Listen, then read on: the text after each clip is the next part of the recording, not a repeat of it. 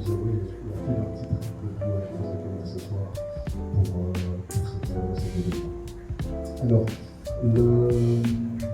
le projet Jaillit toujours ensemble est le fruit d'une collaboration qui est née il y a 2 ans, d'abord entre les instituts culturels, les ambassades, etc., de la culture, des arts, et son secrétaire général devrait nous rejoindre incessamment.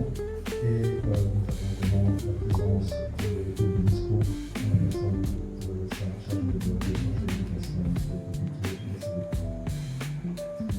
Alors, après une première édition qui a été couronnée de succès en septembre 2024, l'équipe européenne et les partenaires français ont décidé de remettre le couvert, de renouveler l'expérience avec 2 nouveautés cette année. C'est-à-dire que nous avons la chance d'avoir des représentants venus d'Espagne et de France, aux côtés des artistes allemands, italiens et canadiens. Et la deuxième nouveauté, c'est que les représentations auront lieu à la fois dans les espaces publics et dans les hôtels. Alors, bien que l'ambassade de Belgique à l'idée ne soit pas membre de l'UNIC, le logo sur le banner, nous tenions, en tant que représentant de la Belgique, je tenais notamment que les pays inclus à contribuer à ma manière pour vous accueillir et avec un double objectif, c'est-à-dire de permettre à tous les protagonistes de faire connaissance, de réseauter et puis de parler du projet, de lui donner toute la visibilité qu'il mérite.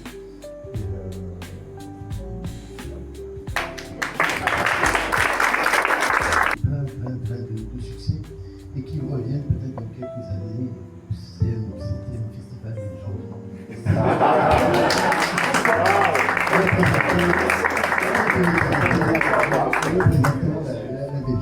Alors je suis d'autant plus ému d'être ici ce soir que je n'ai pas pu assister malheureusement au lancement de la première édition et la première édition l'an dernier. Donc pour moi je suis très honoré de pouvoir être à cette deuxième édition. Ça marque aussi une inscription dans la durée. Alors, comme tu l'as dit, c'est une très belle initiative européenne. Elle doit beaucoup de gens, mais elle doit en particulier à notre ami Filippo, l'ambassadeur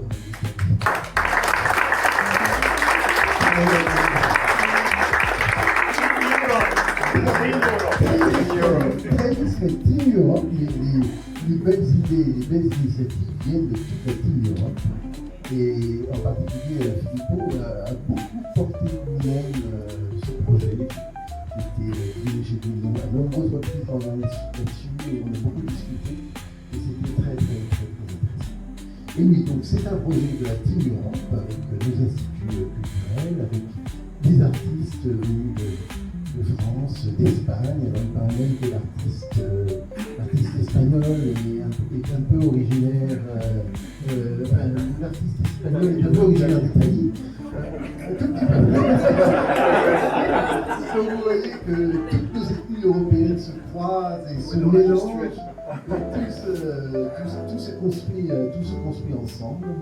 Je crois que c'est important parce que voilà, donc les cinq pays ici représentés ils sont tous impliqués dans les après il était arrivé, il nous a ouvert ses portes et il est revenu à l'intérieur du projet Jaillit.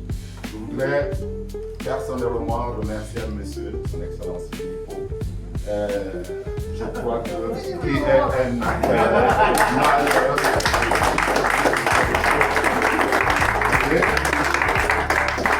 L'année dernière, on avait un rêve de voir l'initiative se développer. Et je crois que cette deuxième édition est la preuve qu'il y a des choses qui bougent dans le bon sens. Je voudrais remercier Raphaël à travers l'Institut particulier de l'Institut français qui sont les pieds de main pour que le projet avance. Et je voudrais vraiment appeler ici tous les collègues d'abord, ceux de la mise en scène tout au moins, Stéphano. Je vois Francisca, Hélène, je vois Pierrot, allez, Margot, voilà.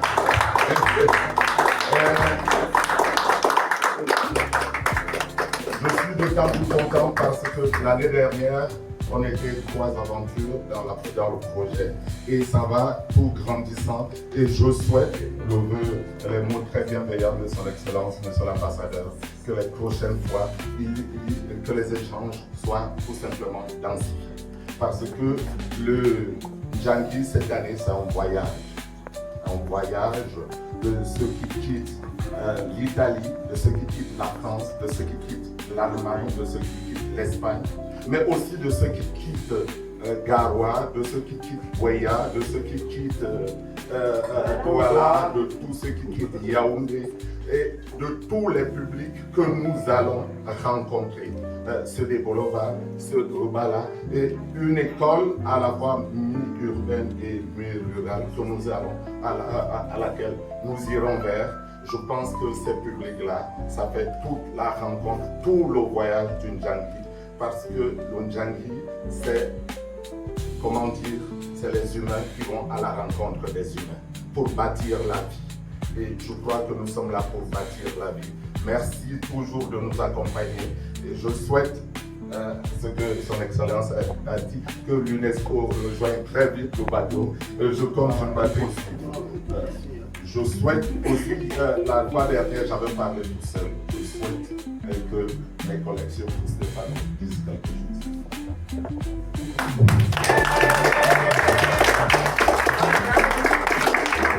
C'est pas facile d'ajouter quelque chose parce qu'il a parlé très bien.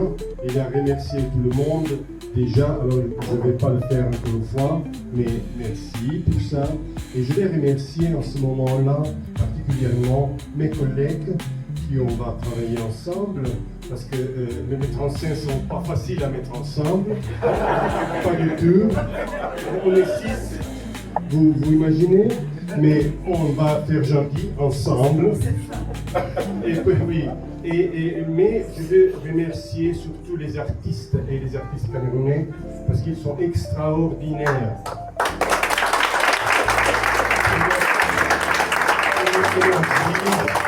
Pour leur qualité humaine, c'est vraiment quelque chose d'extraordinaire et on a beaucoup d'apprendre.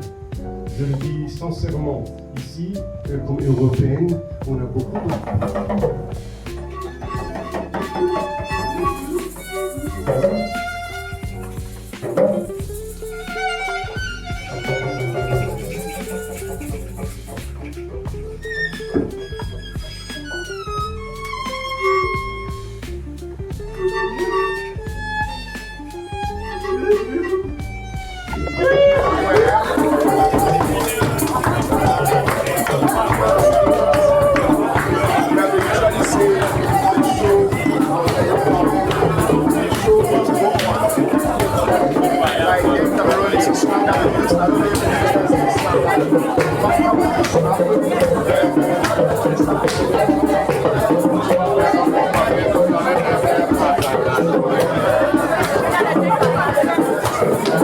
Donc, je m'appelle Jean-Marc Chatelier, je suis l'ambassadeur de l'Union européenne au Cameroun et auprès de la Guinée équatoriale.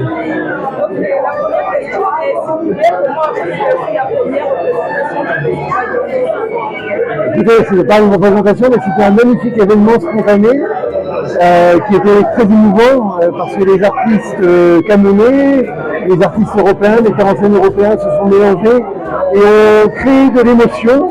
Ils ont réussi à faire jouer ensemble les personnes qui étaient dans cette salle. Ils ont réussi à me faire jouer aussi, à m'engager dans la... Et je crois qu'il n'y a rien de plus humain. Ils portaient un nez rouge, il me faut porter un nez rouge. Et il n'y a rien de plus humain que le nez rouge pour aller à la rencontre de l'autre, se reconnaître dans l'autre et reconnaître la place de l'enfance que nous avons un peu dans chacun d'entre nous, qu'on soit camerounais, européen, africain ou tout simplement humain.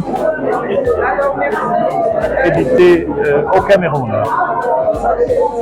S'il vous plaît, la première question est de savoir comment vous avez, qu'est-ce que vous ressentez par rapport à cette initiative? Moi, je la vois de cette façon. L'Europe est perçue comme un bailleur de fonds.